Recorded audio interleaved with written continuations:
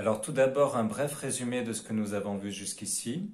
Au chapitre 3, nous avons vu qu'il y aurait deux descendances, une descendance du serpent et une descendance de la femme. Au chapitre 4, nous avons vu que la descendance du serpent, c'était celle de Caïn. Et puis, au chapitre 5, la descendance bonne, la descendance de la femme, c'était celle de Seth. Bon, tout cela, nous l'avons vu. Et au chapitre 6, on va voir que la lignée bonne, qui est celle de Seth, va se corrompre. Donc la succession de Seth est corrompue, mais à l'intérieur, il va rester Noé, qui trouve grâce auprès de Dieu. Et Dieu va décider de le sauver. Il va lui ordonner de construire une arche et de faire rentrer dans cette arche un couple de chaque animal, puis évidemment la femme de Noé, les 3 fils de Noé et les femmes des fils de Noé. Ensuite, Dieu fait rentrer Noé dans l'arche, il ferme la porte et les eaux vont monter pendant 40 jours et 40 nuits. Et là, on a le récit comme d'une anti-création. La fin de toute chair est venue devant moi, car la terre est pleine de violence à cause d'eux. Je vais les détruire ainsi que la terre. Donc la terre qui nous avait été représentée comme créée en chapitre 1, nous est représentée comme détruite en chapitre 7. Au passage, comment faut-il interpréter le mot tout ? Toute chair, toute la terre, tout animal. Alors le mot tout, certains l'ont pris comme une universalité absolue. D'après eux, tout le globe terrestre aurait été inondé. Et puis, il y a ceux qui disent non, l'universalité n'a été qu'anthropologique, c'est-à-dire que les hommes étaient peu répandus à la surface de la Terre, et les eaux ont monté de sorte à ce qu'il n'y ait que 8 survivants.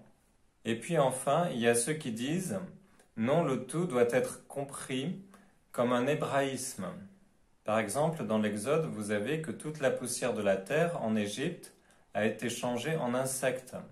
Évidemment, il ne faut pas comprendre qu'il n'y avait plus un seul grain de poussière en Égypte. Alors dire que le déluge n'a été universel ni géographiquement ni anthropologiquement parlant, c'est quelque chose qui a toujours été pratiqué dans la Sainte Église catholique. Après, vous adoptez la théorie qui vous plaît. Alors, selon la position que vous avez choisie, elle va rentrer en interaction avec la position géographique. Il n'y a pas beaucoup de données géographiques concernant le récit de la Genèse. Le déluge est décrit comme recouvrant de 15 coudées les plus hautes montagnes, et l'arche comme s'arrêtant sur les monts Ararat. Quant à la première donnée, si vous êtes partisan du déluge relativement universel, il s'agit d'une hyperbole. L'hyperbole hébraïque ne s'applique pas seulement au mot tout, mais concerne même les descriptions générales. Quant à la seconde donnée, l'on peut s'interroger. Que sont ces monts au pluriel Ararat? Par les monts Ararat, la Bible désigne une chaîne de montagnes où l'arche se reposa. Elle n'en dit pas plus. Une tradition en Arménie désigne le mont Ararat ou mont Massis, qui culmine à 5137 mètres, comme étant le mont où s'arrêta l'arche. Cette tradition fut très suivie par beaucoup de chrétiens pendant plusieurs siècles. Le savant Dolkalmé rapporte que les Arméniens tiennent par tradition que depuis Noé, personne n'a pu monter sur cette montagne parce qu'elle est perpétuellement couverte de neige qui ne fonde jamais que pour faire place à celles qui tombent de nouveau. Alors de nos jours, il y a eu plusieurs explorations visant à retrouver l'arche, mais les découvertes sont soit trop partielles, comme par exemple un bout de bois taillé ne suffit pas à prouver, il peut s'agir d'autre chose, soit plus importantes, comme en 2009, où une équipe a retrouvé à 4000 mètres de haut une structure de bois massif. Cela a donné lieu au film reportage Les jours de Noé Apocalypse. Mais là, il s'agirait d'une fumisterie mise en place par des guides locaux qui vendent la visite à un prix d'or, compté plusieurs dizaines de milliers d'euros. À ce jour, aucune preuve n'a été donnée qu'il y ait une arche authentique sur ce mont.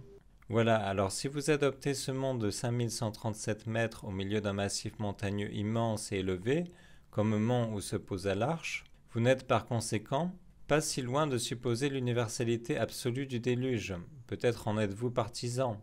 Les partisans de cette théorie ne prétendent pas du reste que toutes les montagnes, notamment l'Himalaya, avaient la hauteur qu'elles ont aujourd'hui, mais ils disent que c'est le déluge qui leur fit prendre cette taille. Plusieurs objections leur ont été faites, notamment le problème de la place qu'il aurait fallu dans l'arche pour accueillir des millions d'espèces. Leur réponse est que le mot mine, employé dans la Bible, désigne aussi bien l'espèce que le genre.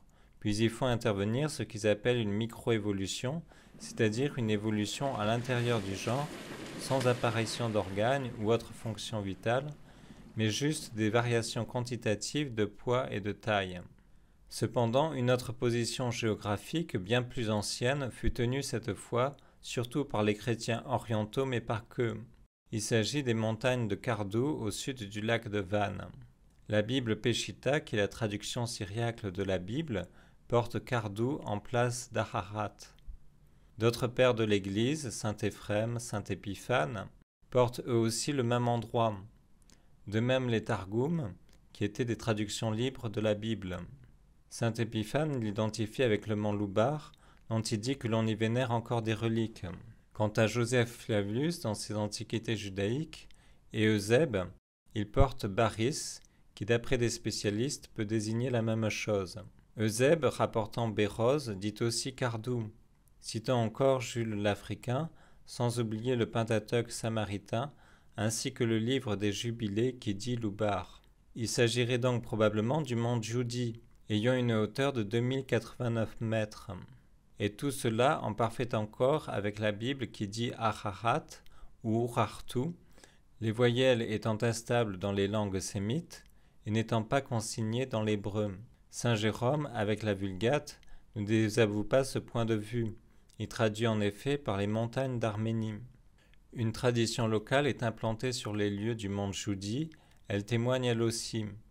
Un ermitage, le couvent de l'Arche, y réside. Il abritait une communauté nestorienne, mais fut détruit par la foudre en 766 et fut reconstruit sommairement peu après. Au début du XXe siècle, on y montrait une planche et du goudron qu'on disait venir de l'Arche. Des musulmans venaient également prier en ce lieu, car le Coran atteste du même lieu, Djoudi, dans la sourate 11-44. Cette position dans les monts Djoudi, qui se trouvent être en Arménie, proche de la frontière mésopotamienne, ajoute encore une fois un point commun entre la Bible et l'épopée de Gilgamesh, qui situe l'arche sur le mont Nizir, lequel, d'après l'encyclopédie Judaïca et Iverfingel, spécialiste du cunéiforme au British Museum, se trouve être à pic Omar Gundram. Or ce pic est dans la région de Kardou. Cette région est compatible avec une universalité géographiquement restreinte du déluge. Alors voilà, d'autres localisations ont été avancées sans même parler des moins sérieuses, comme le mont Barbé en Catalogne. Cependant, je vous ai donné le plus attesté, le plus probable, tout en étant bien conscient que toute la lumière n'a pas été faite sur une époque aussi reculée, qui peut nous réserver bien des surprises.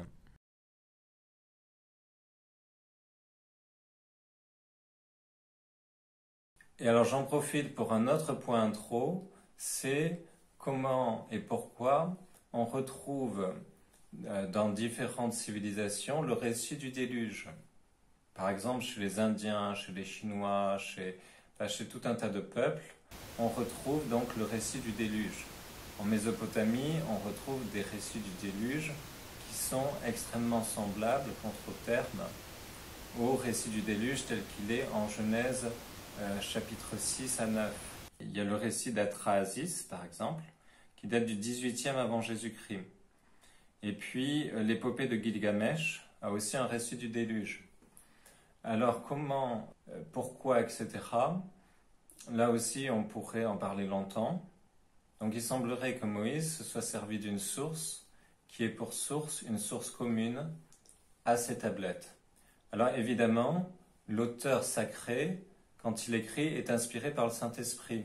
Donc quand il se sert de récits d'époque, etc., parce qu'il fait un véritable travail d'historien, il se sert de ces récits de façon inspirée. C'est-à-dire que soit il va être inspiré pour corriger le récit, soit il va être inspiré dans le choix des récits. Donc ce qu'il faut bien comprendre, c'est que l'auteur des Saintes Écritures, l'auteur premier, c'est Dieu. Mais l'homme est réellement un auteur secondaire des Saintes Écritures. Quand on dit l'Évangile selon Saint Jean, c'est réellement Saint Jean qui l'a écrit. Et ça diffère de style avec, par exemple, les épîtres de Saint Paul. Le style n'est pas le même. Pourquoi? Parce qu'il ne s'agit pas d'une dictée de mots. Hein. Dieu n'est pas apparu aux auteurs sacrés en leur dictant chacun des mots, etc. Non, Dieu va mouvoir leur volonté, leur intelligence, de telle sorte à ce que l'ouvrage soit bien d'eux. Donc il y a réellement deux auteurs, mais d'une différente façon. Une petite parenthèse de philosophie, c'est quand vous voyez par exemple un artiste peintre. Il y a la cause première qui est l'artiste, qui peint tout le tableau, et puis il y a la cause secondaire qui est le pinceau, qui peint lui aussi tout le tableau. Et là c'est pareil. La réponse qui a écrit la Sainte Écriture, je peux dire que c'est Dieu qui l'a écrite, ou bien je peux dire que c'est l'homme qui l'a écrite. Vous avez des auteurs de la Sainte Écriture qui sont plus cultivés, qui ont plus de vocabulaire, et ça va se ressentir. Donc je referme cette parenthèse. Alors après cette pluie continuelle et cette extermination, les eaux baissent, la terre apparaît, Noé sort de l'arche et il offre des holocaustes sur un autel et Dieu agrée son sacrifice. Voilà. Donc il agrée son sacrifice, s'ensuit des bénédictions et une alliance qui est matérialisée par l'arc-en-ciel. Alors comment retenir tout cela? C'est assez facile. Il y a un parallèle voulu entre la création et cette décréation et cette recréation. Hein. Alors le parallèle, je vous le mets ici. Vous avez donc en Genèse 1, on avait vu la terre est tohu bohu, c'est-à-dire informe et vide. Tohu bohu, c'est en hébreu, ça veut dire informe et vide. C'est passé en français, c'est un des seuls mots hébreux que nous avons en français. Et la terre est sous l'eau au moment du déluge. Et puis, donc en chapitre 1, que la terre ferme apparaisse. Et en chapitre 8, les sommets des montagnes apparurent. Puis ensuite, la terre est peuplée d'animaux. En parallèle, la terre est repeuplée d'animaux. L'homme a été fait à l'image de Dieu. L'homme a été fait à l'image de Dieu, c'est rappelé en chapitre 9. Dieu les bénit, Dieu leur dit, soyez féconds, multipliez-vous, remplissez la terre et soumettez-la, dominez sur les poissons. Ça c'est le chapitre 1. En chapitre 9, vous trouvez à peu près les mêmes mots. Dieu bénit Noé et ses fils, il leur dit, soyez féconds et multipliez-vous, remplissez la terre. Vous inspirerez de la crainte et de la terreur à tout animal. En chapitre 1, vous avez l'attribution de la nourriture. En chapitre 9, vous avez aussi l'attribution de la nourriture. Puis en Genèse 3,15, vous avez la promesse d'un Messie. Et en chapitre 9,13, vous avez la nouvelle alliance. Alors dans les deux cas, vous avez la domination des animaux, hein, vous voyez. Mais en Genèse chapitre 9, c'est une domination de crainte. Alors il semblerait qu'en Genèse chapitre 1, ça soit une domination par amour. Bon, il y a encore les animaux domestiques, mais ils ne sont pas très nombreux. Pourquoi y a-t-il le parallèle entre la création et puis cette nouvelle création qui suit le déluge? Eh bien, tout cela arrivait en figure, encore une fois. Et saint Paul va nous parler justement d'une nouvelle création. Et la nouvelle création dont nous parle saint Paul, c'est la grâce. Ce n'est pas exagéré de parler d'une nouvelle création vis-à-vis de la grâce. Car la grâce, elle nous apporte la vie surnaturelle. C'est une participation à la vie même de Dieu. Et donc tout cela arrivait en figure. Et cette nouvelle création, donc, qui nous est exprimée en 2 Corinthiens 5, 17, le Christ, le juste, sert de père à une nouvelle création, voyez-vous. Car nous avons tous reçu de sa plénitude et grâce sur grâce. Et donc, de même que Noé le juste va servir de père à une nouvelle création, toute l'humanité est issue de Noé, de même le Christ va servir de père à cette nouvelle création de la grâce. D'autres, alors il y en a énormément de figures, il faut voir les pères, etc. Je les résume très brièvement. Il y en a beaucoup d'autres. L'eau du déluge enlève le péché du monde. L'eau du baptême enlève les péchés du baptisé. Les pécheurs se moquent de Noé et de son arche. Les pécheurs se moquent de Jésus-Christ et de son Église. Hors de l'arche, point de salut. Hors de l'Église, point de salut. Par le bois de l'arche, les hommes sont sauvés. Par le bois de la croix, les hommes sont sauvés. Plus l'eau tombe, plus l'arche s'élève vers Dieu. Plus les tribulations éprouvent l'Église, plus elle est agréable à Dieu. Et vous voyez au passage que toutes les eaux du déluge, toutes les tribulations que subit l'Église, etc., l'Église passe à travers, elle passe à travers tous les orages. De même, il y a une seule porte à cette arche. Cette arche est unique, comme l'Église est unique. Il n'y a qu'une seule porte à cette arche. De même qu'il n'y a qu'une porte, c'est le Christ. Il le dira lui-même. Noé est à la base d'une nouvelle alliance issue de l'Holocauste qu'il offre à Dieu son Père. Le Christ fonde la nouvelle alliance issue de l'Holocauste qu'il offre à Dieu son Père. Ne manquez pas la prochaine vidéo sur Noé qui plante une vigne et sur la prophétie très importante.